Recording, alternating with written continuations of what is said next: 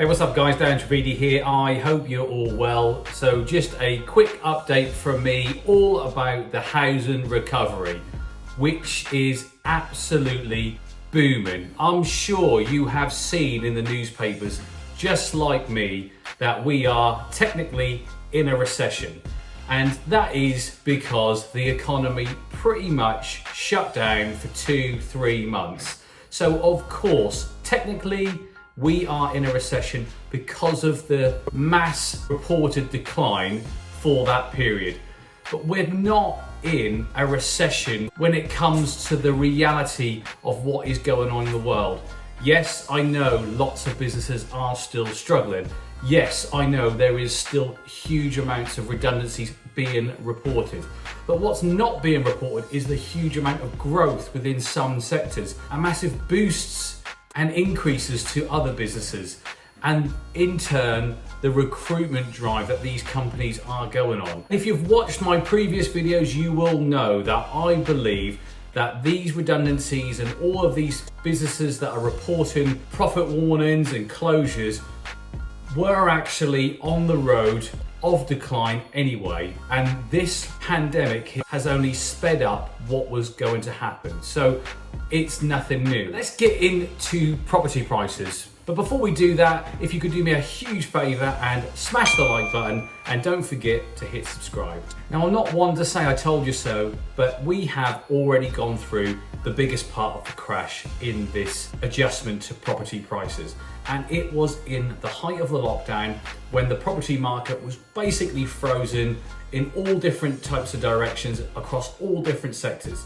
And if you could pick up a good deal, then you should have done. And if you didn't and you were a bit worried, that's one of the main reasons people like me were able to get a great deal, because the masses were really worried and the media wasn't helping. They were definitely helping with the scaremongering. Now we're getting back to some form of normality, even though we are seeing mortgage lenders disappear for low deposits, typically for first-time buyers. We're seeing huge amounts of businesses announce large numbers of redundancies. We are seeing a mini boom within the property market. And there is a lot of talk and a lot of people saying, yeah, well, it's being artificially inflated because the Chancellor has cut stamp duty and X, Y, and Z. And we're going to go into a recession in 2021 and property prices are going to crash. There is a big reason why the Chancellor took the decision to introduce measures right now. And that is because it's part of a planned process to continue to grow and sustain the property market. Because he has said in his own words, when we have a growing or sustained property market, it ripples across the rest of the economy, and the rest of the economy can start to thrive. So his focus is rightly on the property market. So I think in the autumn budget, we're going to see further measures brought in by the Chancellor to continue to help stimulate the property market. The recent mass boom isn't going to slow down what the Chancellor has got planned for us. They want the property market to continue to fly, and that has been absolutely proven in their actions to date so far. But remember, what they've brought in is actually only relatively small. We're talking about a stamp duty holiday, which really only impacts people buying a property under 500,000 for their own home. If you're a buy-to-let investor or a person buying your second home, it's not making a massive impact on your overall saving. It really doesn't impact you whether you were going to do a deal or not. It just saves you a little bit of money. I think that demonstrates that a lot of the people in the market are literally back in after a really difficult time, and this growth is coming from organic appetite, organic desire to move houses, scale up, scale down, whatever it may be, but the market is revolving forward. So does that mean now is a great time to buy? Look, when the deal is good enough, any time is a great time to buy.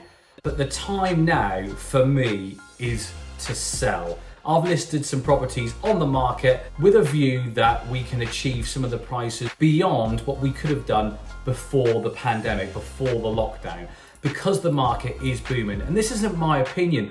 We're seeing Rightmove report the biggest increase in activity, new lists and sold prices, prices increasing, whatever which way you want to measure this, the biggest increase for 10 years, which is absolutely massive.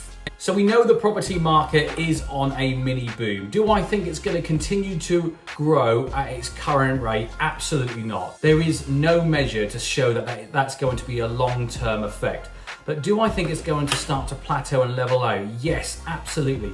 Do I think other measures are going to come in the autumn budget to help it potentially grow or more organically at a sustainable rate over the next few years? Yes, interest rates will remain low and long-term measures will be brought into place as and when like the stamp duty holiday comes to an end. So what does that mean for 2021? I can pretty much guarantee you that when the stamp duty holiday ends, it isn't going to come to an abrupt end as it's being reported right now, because that would see a behaviour within the market that would drive non-organic behaviour, and then we would see a huge drop-off after that period. So in autumn, one of the first things I think is going to be announced is either a continuation or a phased out process of the stamp duty holiday. And as that phases out, we're going to see other incentives phased in. And I think they're going to be more targeted at first-time buyers, because we have seen within the market that sector pretty much be removed from the whole market. 95% mortgages seem to have pretty much gone. There are maybe one or two still left, but there's some pretty stringent criteria to meet in order to achieve that level of borrowing. So I think we're going to see, as always, that part of the market supported. And just think, the market is booming without that part of the market being hugely stimulated. Don't get me wrong, there's still huge incentives out there, but it doesn't matter how many incentives are out there, without a lender willing to lend high loan to values, first time buyers are going to struggle. So I think we're going to see a big step in from the government in autumn for that market.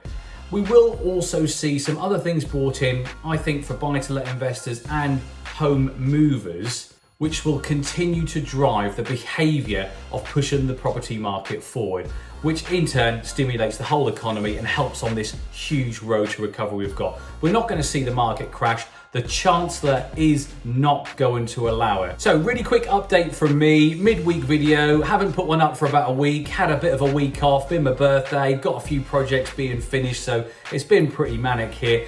But I hope you found the content rich. Don't forget to hit the like button, don't forget to hit subscribe, and I'll catch you all on the next video.